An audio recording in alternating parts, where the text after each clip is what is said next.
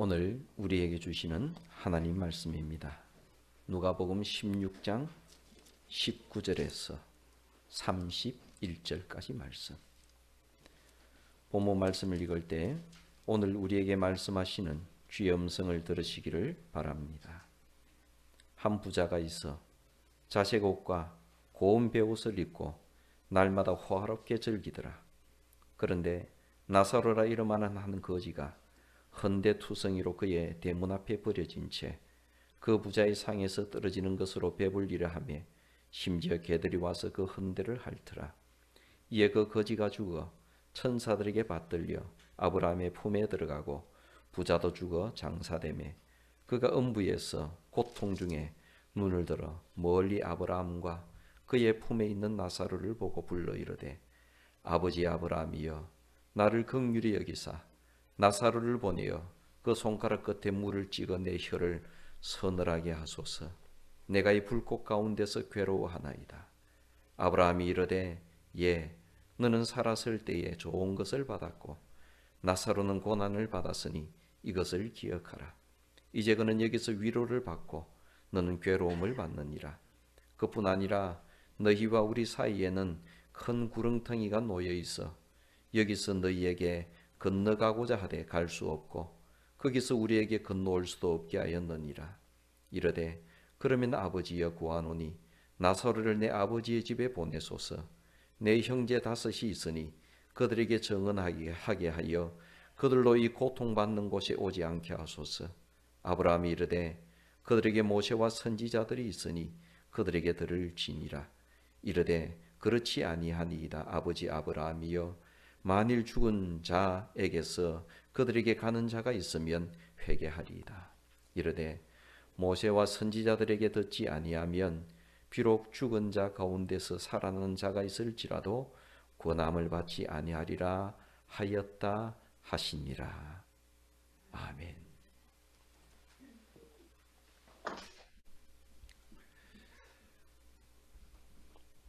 예수님께서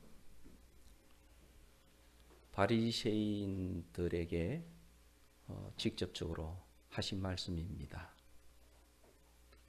그리고 그 이후에는 우리 모든 사람들에게 하신 말씀으로 우리는 이 말씀을 받고 있습니다. 예수님께서 이런 이야기를 하셨습니다. 이것은 예수님께서 하신 이야기입니다. 그리고 이 이야기를 통해서 예수님께서는 하나님의 뜻을 말씀을 하고 계시는 겁니다. 그 이야기의 내용은 이렇습니다. 어느 유대 나라에 큰 부자가 살고 있었습니다. 굉장한 부자였죠. 그 사람은 자색 옷을 입고 있었습니다. 고운 베옷을 입고 있었습니다. 그리고 그는 날마다 호화로운 잔치를 하고 있었습니다. 좀 오늘날 뜻으로 이해를 하기 위해서 자색 옷이 어떤 옷인가 하게 되면 이 자색 옷은 페니키아 지방에서 뿔 고둥이라는 고둥에서 염료를 채취해서 실을 염색하고 그리고 염색한 실을 가지고 옷을 만든 겁니다.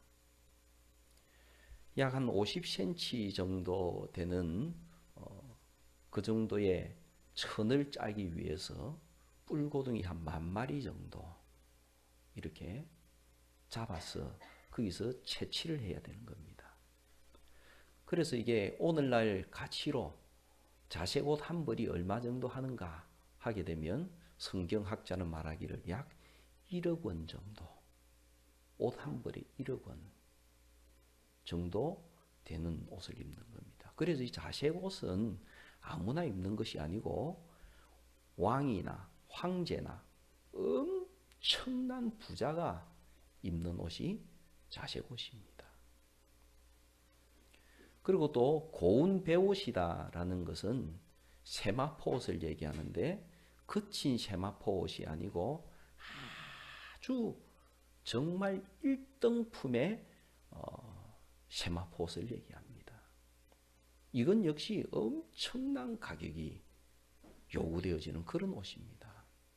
그런데 이 사람은 그것을 날마다 입고 있는 겁니다. 성공했죠? 그 정도 옷을 날마다 입고, 그리고 또 호화로운 잔치를 날마다 하게 하고, 집에 뭐 자기가 원하는 손님들 불러서 뭐 마음대로 쓰고 싶은 대로 쓰고, 자기 하고 싶은 대로 하고, 동네에서 떵떵거리면서 살고, 밖으로 나가게 되면 사람들 속마음은 어떨지 몰라도 이 사람이 나가면 굽신굽신하고 대단한 사람이죠. 오늘날 우리 자본주의 사회, 우리 사회에서 보게 되면 진짜 성공한 사람 아닙니까? 오늘날 자본주의 사회가 사람들이 목표를 하고 달려가는 것은 이 부자가 되기 위해서 달려가는 겁니다. 이런 부자처럼 떵떵거리고 살기 위해서 그렇게 살아가죠. 정말 먹고 못 사던 시절에, 그때에 옛날에 부모님들은 그런 얘기했습니다. 나는 가난하고 나는 못 배우지만은 너는 많이 배우고 좋은 직장 가져서 나처럼 살지 말고 떵떵거리고 살아라. 부자가 돼서 살아라. 남한테 꿀리지 말고 살아라. 어른들이 자녀들을 그렇게 가르쳤습니다. 그 결과가 오늘날 사회입니다. 우리들은 우리 자녀들에게 그런 말로 가르치면 안 됩니다. 어떻게 가르쳐야 될까요? 사람답게 살아야 된다. 어려운 사람이 있으면 도와주면서 살아야 된다. 힘든 사람, 능력 없는 사람 보게 되면 그 사람 도와주면서 살아야 돼. 사람은 같이 살아야지 사람답게 사는 거야. 만약에 과거의 어른들이 정말 어렵고 힘들어도 그렇게 가르쳤더라면 오늘날 세상은 조금 더 밝아지지 않았겠습니까? 그런데 그 부자는 그렇게 살았습니다. 성공적으로 사는 거죠. 그러면서도 자기 집 앞에 있는 거지 나사로는 전혀 돌보지 않습니다. 부자는 그렇게 생각하는 겁니다. 왜 사람이 거지로 살아? 내가 오늘날 이 자리에 오르게 된 거 내가 그냥 놀고 이 자리에 오른 줄 아나? 왜 거지로 살아? 그리고 몸에 병이 걸렸어? 왜 몸에 병이 걸려? 다 자기가 잘못해서 그런 거지. 그러면서 자기 집 앞에 있는 거지 나사로를 한 번도 돌보지 않습니다. 예수님께서는 아주 극단적인 얘기를 하시는 거죠. 그리고 예수님께서 갑자기 장면을 옮기셔서 이 부자와 나사로가 죽고 난 이후의 세상을 보여주십니다. 이건 예수님 말씀이에요. 우리들 가운데서 죽어본 사람은 아무도 없습니다. 이 지구상에 살아가고 있는 모든 사람들이 죽은 사람은 없습니다. 다 살아있어요. 그래서 죽음 이후의 세상을 경험해 본 사람은 아무도 없습니다. 그래서 우리는 다 죽음에 대해서는 모르는 거예요. 그런데 예수님께서 그 죽음 이후의 세상을 말씀을 해주시는 거예요. 유대인들이니까 그런 것 같습니다. 죽고 나니까 나사로가 아브라함의 품에 가서 안겨 있습니다. 그리고 또 이 부자는 음부에서 있는데 그 음부에 있으면서 아브라함을 보고 뭐라고 부르는가 하면 아버지 아브라함이여 이렇게 부릅니다. 그러니까 두 사람 다 아브라함 앞에 있는 거예요. 아마 유대인들이라서 주님께서 그렇게 말씀하신 것 같아요. 유대인들은 다 자기들이 누구냐고 물으면 우리의 아버지는 아브라함입니다. 우리의 조상은 아브라함입니다. 다 그리 얘기하거든요. 우리는 아브라함의 후손입니다. 이리 얘기를 하는 거예요. 그러니까 주님께서 죽고 난 이후에 두 사람 다 모두가 다 아브라함 앞에 있더라. 그리고는 아브라함을 보고 부자는 너무너무 엄부에서 고통스러우니까 여러 가지 얘기를 합니다. 나사로를 통해서 뭐 이렇게 손가락에 물을 한 방울 찍어 달라든지, 또 나사로를 또 보내 가지고 우리 집에 있는 형제들에게 다시는 너희들이 똑바로 살아 가지고 이런 세상에 안 오도록 해 달라든지 이런 부탁을 합니다. 그러면서도 아버지 아브라함이요 하고 그렇게 부르는 거예요. 그런데도 아브라함의 말은 안 된다라는 것입니다. 너와 우리 사이를 건너갈 수도 없고, 그리고 이미 이 땅 위에는 하나님의 말씀을 전하는 사람들이 있다. 그 사람들 보고 모세와 선지자들이라고 얘기하잖아요. 하나님의 말씀을 전하는 사람들이 있다. 그 사람들의 말을 들을 것이고, 그 사람들의 말을 듣지 않는 사람은 죽은 사람이 살아서 가서 얘기를 한다 해도 말을 듣지 않는다. 그렇게 하면서 예수님의 이야기가 끝이 납니다. 이 이야기를 누구에게 하셨습니까? 바리새인들에게 하셨어요. 그러니까 예수님의 이야기의 목적은 부자의 이야기를 하려고 하는 것도 아니고 나사로의 이야기를 하려고 하는 것도 아닙니다. 이 사람들의 이야기를 이용해서 예수님께서는 바리새인들에게 말씀을 하고 계시는 거예요. 유대인들에게 말씀을 하시는 거예요. 하나님 백성들에게 말씀을 하고 계시는 겁니다.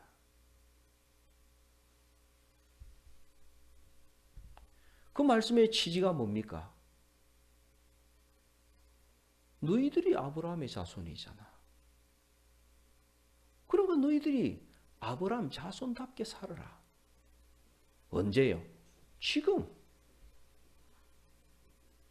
이 현재, 바로 이 시간, 바로 이 순간을 아브라함 자손답게 살아라. 그렇게 말씀하시는 겁니다. 현재를 살아가라는 말씀이죠. 제가 지금은 못하지만 미래에 하겠습니다. 그런 말 하지 말고 지금 현재를 바르게 살아라. 이렇게 말씀하시는 거죠. 그런데 예수님의 말씀의 주제가 그러면 그렇게 됩니다. 지금 이 현재를 붙잡고 이 현재를 너희들답게 살아라. 이 현재를 너 자신답게 살아라. 그렇게 예수님께서는 말씀하시는 거예요. 너 자신다운 게 뭡니까? 그것은 아브라함의 후손답게 살아라. 이런 말씀하시는 거예요. 아브라함의 후손이니까 너의 본 모습은 아브라함의 후손이잖아. 그러니까 너는 지금 이 순간을 아브라함의 후손답게 살아라. 그렇게 살아라고 예수님이 말씀하시는 거예요. 그런데 이 말씀이 그렇게 쉬운 말씀이 아닙니다. 우리 자신을 생각을 하고 돌아봐도 현재를 붙잡으면서 현재를 살아가는 사람은 거의 없습니다. 우리는 현재를 살아가고 있지만 현재를 붙잡으면서 살아가고 있는 사람은 거의 없습니다. 그런 사람은. 현재를 붙잡으면서 현재를 바르게 살아가는 사람이 있다면 그 사람은 정말 대단한 사람입니다. 그러면 거의 대부분의 사람들은 어떻게 살아갑니까? 과거에 매여서 살아갑니다. 과거에. 오늘날 우리가 무슨 행동을 한다면 그 행동은 현재의 내 본질이 어떻기 때문에, 현재의 나는 어떤 사람이기 때문에 그 생각에 의해서, 결단에 의해서 순간순간 결단하면서 살아간 사람은 거의 없습니다. 거의 대부분의 사람들은 과거에 매여서 살아갑니다. 과거의 경험, 과거에 성공했던 거, 과거의 아픔, 과거의 트라우마, 과거에 내가 이런 일을 했으니까, 실패를 했으니까 오늘은 그렇게 살지 말아야지 하는, 전부 과거에 잡혀서 살아갑니다. 과거에 한번 경제적으로 굉장히 고통을 당하고 어려움을 당한 사람은 현재를 살아가면서도 어떤 순간이 생기게 되면 정신을 번쩍번쩍 차릴 겁니다. 아, 내가 지금 이 순간 이리 살면 안 돼. 옛날에 내가 그런 일을 당할 때 어떤 것 때문에 어려움을 당했고, 그리고 또 그것 때문에 내가 얼마나 많은 시험을, 고통을 당했는데, 내가 오늘이 힘들더라도 오늘을 그렇게 살면 안 돼 하면서 과거를 생각하면서 과거에 매여서 오늘 현실을 그 과거에다가 다 반납하면서 살아갑니다. 너 왜 그리 살냐? 그러면 과거의 생각 때문에 그래요. 그리고 또 거의 대부분의 사람들은 이 현실을, 오늘의 현실을 미래에다가 반납하면서 살아갑니다. 과거에서 가지게 된 그 생각을 가지고 이제는 내가 다시는 그런 실수를 하지 않고 그런 고통을 겪지 않기 위해서 나는 이렇게 살아갈 거야 하고 앞날에 대한 야망을 세웁니다. 내가 다시는 남의 밑에 들어가서 꿀리면서 욕 들으면서 살지 않도록 하기 위해서 나는 높은 자리에 올라야 돼. 그러기 위해서 나는 오늘을 공부해야 돼. 그러면서 자기 자신의 꿈과 야망을 가지고 그 야망을 위해서 오늘의 현실을 다 미래에다가 반납을 하면서 살아갑니다. 미래에 대한 것은 그냥 말을 하면 야망이요, 개인적인 야망이요, 좋은 말로 표현하면 비전입니다. 우리들은 오늘 현실을 살지를 못합니다. 현실을 살아가면서 현실을 과거에 반납하거나 미래에 반납하거나 그러면서 살아가는 겁니다. 그러므로 예수님께서 하시는 말씀은 너는 너의 현실을, 지금 이 순간 너의 현실을 살아라고 말씀을 하시는데, 실제적으로는 우리는 과거의 현실을 반납하면서 살고 미래를 반납하면서 살아가니까 현실을 살아가지 못하는 겁니다.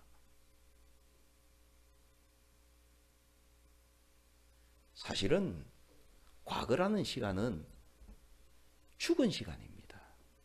과거는 없는 거예요. 미래도 없는 겁니다. 미래는 오지 않았으니까 미래는 없는 겁니다. 시간이라고 말을 하게 되면 정말 생생한 시간은 현재밖에 없습니다. 그런 영화가 생각이 납니다. 죽은 시인의 사회라는 좀 오래됐지만 꽤 유명한 영화가 있었습니다. 그때 그 키딩 선생님이 학생들을 보고 그렇게 말을 합니다. 카르페 디엠. 이 카르페 디엠을 얘기하는, 이 카르페 디엠의 뜻이 현재를 붙잡아라 하는 뜻입니다. 현재를 붙잡아라. 과거는 너희들이 현재를 살지 못하도록 항상 너희들을 구속할 것이다.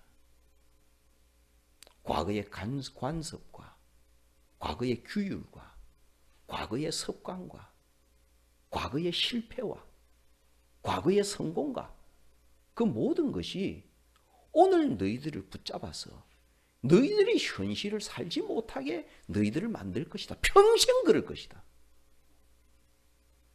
과거는 짐이다. 그래서 과거를 과거로 바르게 이해를 해야지. 그 과거가 마치 지금 현실인 것처럼 생각하면서 살지 마라. 과거가 너희들을 붙잡지 못하게 하라. 과거를 역사 속으로 보내라. 그리고 너희들은 오늘날 용기를 가지고 현재를 붙잡아라. 카르페 디엠하라. 그렇게 얘기합니다. 주님께서 현재를 살라고 하십니다. 이 부자의 문제가 뭡니까? 유대인들의 문제가 뭡니까? 이 사람들은 인생의 시간을 바라볼 때 시간을 바라보는 관점이 과거에 서서 과거의 시각을 가지고 현재를 보고 미래를 봅니다. 바라보는 시점이 과거에 있는 거예요. 과거의 경험과 과거의 그 모든 것을 가지고 그 기준에 의해서 현재를 보고 미래를 보는 겁니다. 시점이 과거에 있는 거예요. 그런데 주님께서는 완전히 뒤집어 놓으십니다. 주님께서는 시점을 미래로 옮겨 놓으십니다. 미래에서 미래적 관점에서 현실을 보고 미래적 관점에서 과거를 보게 하시는 거예요. 특별히 미래적 관점에서 현실을 보게 하시는 겁니다.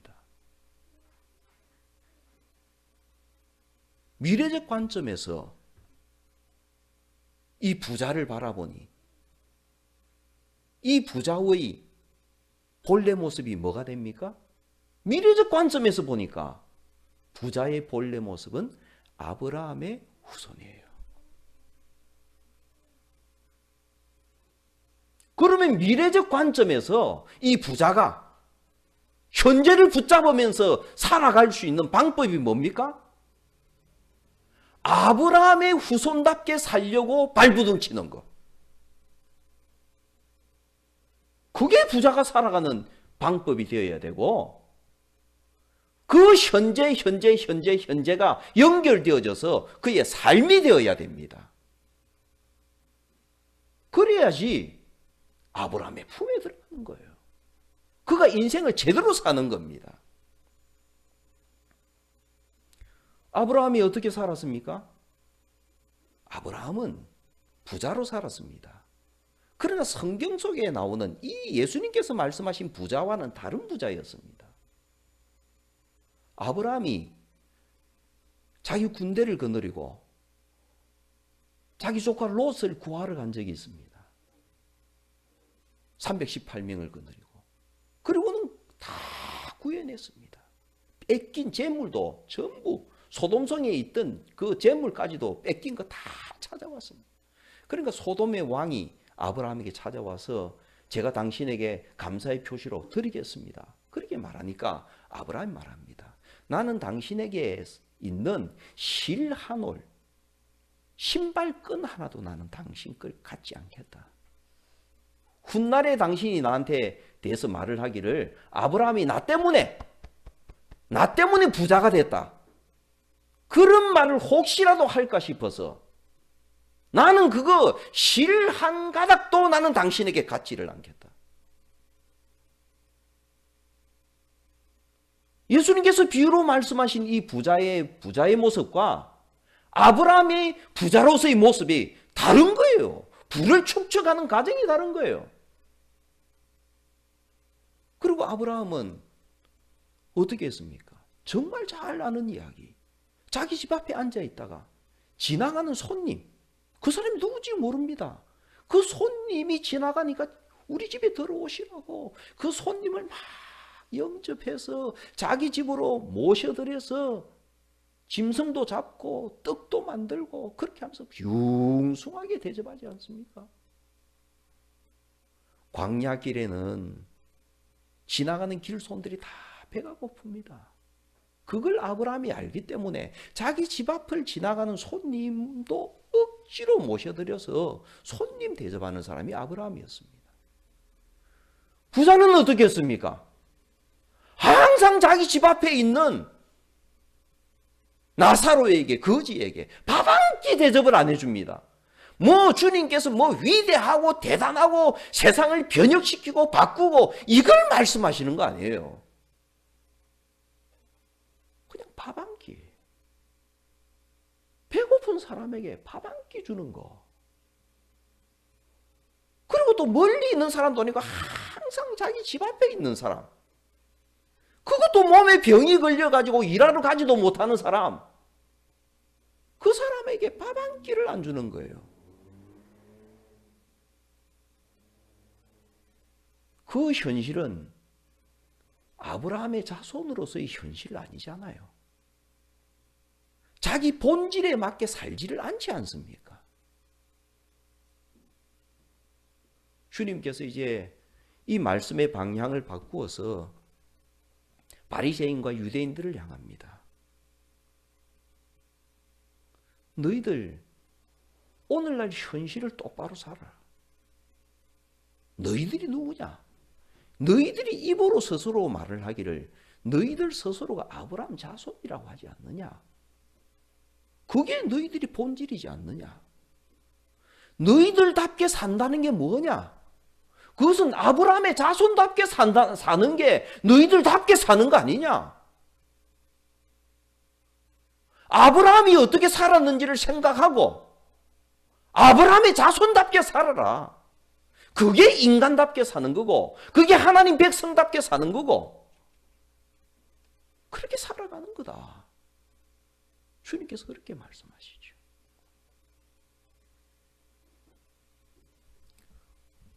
이 말씀을 오늘 우리에게 주십니다. 주님께서 오늘 우리에게 뭐라고 말씀하십니까? 너희들은 너희답게 살으라고 말씀하십니다. 성도 여러분, 이 부자가 인생을 바라보는 눈은 과거에서부터 시작해서 미래를 바라보는 것이었습니다. 그러므로 이 부자의 시각은 자기 자신의 경험과 세상에서 받은 그런 경험과 교육과 거기에서 이 부자는 절대로 벗어날 수 없습니다. 그러므로 그는 하나님의 백성이면서도 인생을 그렇게 살아가는 거예요.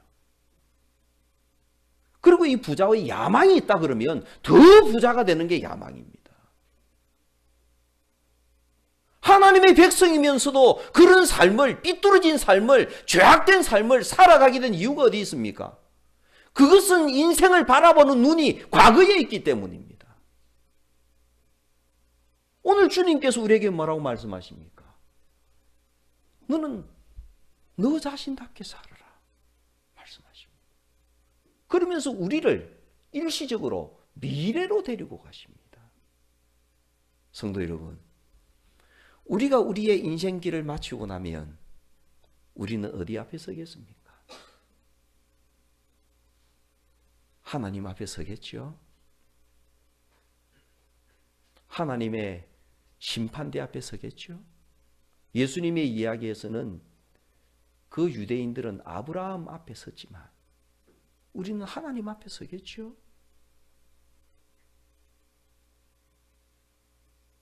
그것이 우리의 본 모습입니다. 하나님의 백성, 하나님의 청지기, 이게 우리의 본 모습이에요. 그런 건 미래적 시점에서 미래에서 이제 우리의 현실을 보는 겁니다. 우리에게는 엄청난 과거가 있고 수많은 과거가 있고 수많은 경험이 있지만은 그것을 내려놓는 겁니다. 현실을 바로 살기 위해서는. 그러면 우리가 가장 우리의 현실을 붙잡고 우리의 현실답게 살아가는 길이 뭡니까? 그것은 미래에서 보여지듯이 하나님의 백성답게 살아가는 겁니다. 청지기답게 살아가는 거예요. 얼마나 위대한 일을 하느냐, 얼마나 남에게 영향을 미치느냐, 이게 중요한 게 아닙니다. 남을 바꾸려고 하지 말고 나 자신을 바꾸려고 하십시오.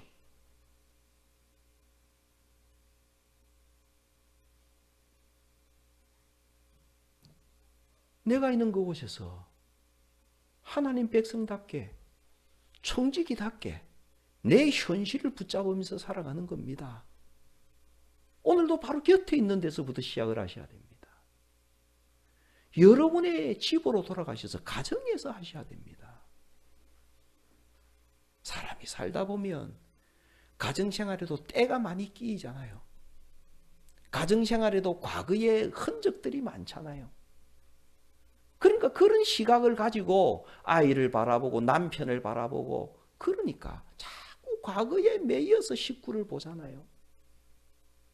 그러니까 마음에 안 드는 식구는 계속 마음에 안 들고 내 마음에 안 드는 식구는 뭘 한 가지 말을 한마디를 해도 기분 나쁘게 들리고 행동을 하나 뭘 해도 기분 나쁜 행동으로 보이고 그러잖아요. 과거에 잡혀서. 그래서 주님께서 말씀하십니다. 과거에 잡혀서 살지 말고 미래에서 보여지는 이 눈을 가지고 현재를 살아가라. 현재는 과거는 과거로 돌리고 다시 시작을 하는 거예요. 가족이지 않느냐? 하나님께서 너에게 이 가족을 왜 주셨겠느냐? 너에게 주신 분기시지 않느냐? 이 험악한 세상 가운데서 따뜻하게 사랑으로 그렇게 살으라고 하나님께서 너에게 주신 분기시지 않느냐? 다시 시작하고 다시 시작하는 거예요. 현실을 살아가는 거예요. 그리고 이제 우리가 주일을 보내고 나면 직장으로 돌아가겠죠. 직장에서도 과거의 시점으로 직장을 보지 말고 하나님의 자녀답게 미래적 시점에서 현실을 보라는 거예요. 그리고 거기에서 하나님의 청지기답게 하루하루를 새 마음으로 하루하루를 새 출발하면서 그렇게 살아가라는 거예요. 세상 모든 사람들은 100이면 100 다 과거적 시점을 가지고 현실을 살아갑니다. 그러나 하나님의 백성들은 미래적 시점으로 현실을 살아가셔야 됩니다. 이것이 예수님께서 하시는 말씀이에요. 너희들의 현실을 붙잡고 오늘 너희들이 현실을 살아가라. 주님께서 말씀하시는 것이죠. 이러한 삶이 우리의 평생 이어져서 하나님께서 기뻐하시는 하나님의 백성다운 삶을 살아갈 수 있기를 바랍니다. 기도하겠습니다. 거룩하신 하나님,